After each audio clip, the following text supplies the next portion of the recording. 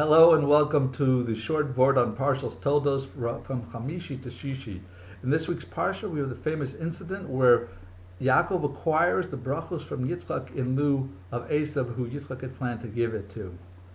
And as part of the way that Rivka, Yaakov's mother and Yitzchak's wife, went around to arrange for it to happen properly, was she told Yaakov that, I heard that your father wants to give the blessings to Esav, and he commanded him to bring matamim, to bring the tasty food that he should hunt, just as Yitzchak loves.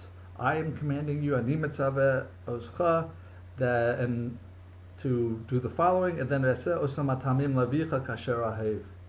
So I will make these tasty foods like Yitzchak loves.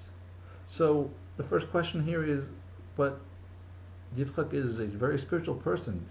Is he so desirous of matanim, of tasty foods, after physical pleasures?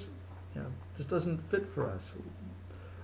So what could it mean? So Rav Shimon Schab in Sefer Mayan Beis HaShoeva, he gives a suggested answer that the matamim, the taste that a tzaddik feels when he eats, is something that's spiritual, and he could feel in the food imparted by Esav in his preparation, something that was based on the mitzvah of kibbut of the aim that Esav did so well, that actually exceeded everyone else.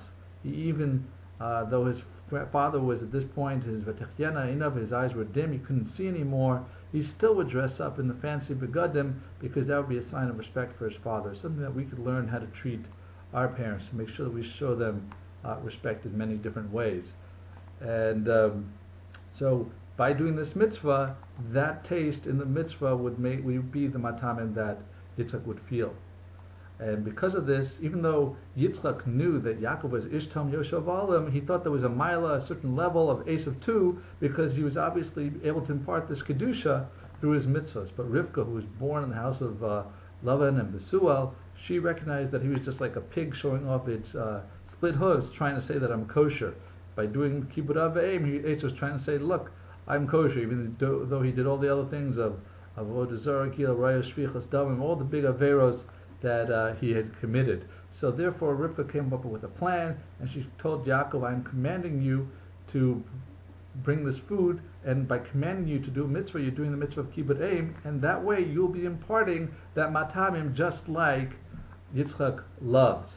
And so that was her strategy, to have the same taste, even better, through the mitzvah. And Rivka told Yaakov, do not worry, because through this mitzvah, he will recognize you and give you the blessing. And then if we go a little further in Pasuk Yutes, it continues to fit in that Anochi Esav v'charcha. When Yaakov says, I am Esav, your firstborn, what he's trying to say is that I too can act like your firstborn, that through the mitzvah of kibbut aim, I can impart the kedusha that'll create the matamim that you love, which is what he did. And so afterwards, when Esav came and wanted his bracha, and he, in Pasuk Lamed Gimel, it says that with the realization that he'd been defrauded, Yitzchak says, it was Vayachad Yitzchak Harada Gedola. He had a great trembling, Ad Ma'od Vayom Yafahu Atzad Hatzayid. And he says, who is this that came and trapped with deceit and was able to get the brachos? And even though he was using deceit, he was able to impart Kedusha into the food. And that's what he was, the charada, the shuddering, was because the realization of his Yitzchak's mistake. Yitzchak was thinking that, well, if you can impart such Kedusha into the food, it must be that you're a righteous person. But now I see that someone who can, through deceit, could still impart the Kedusha into the food that I taste. So obviously it's no longer proof to him that the person, Esav, was such a righteous person. And therefore he concludes, Yitzchak, that Gam Baruch Yiyeh, that he will remain blessed, that Yaakov will remain blessed as he deserves, and as we have received the blessing as his descendants. So thank you for listening. Have a wonderful week and a wonderful Shabbos.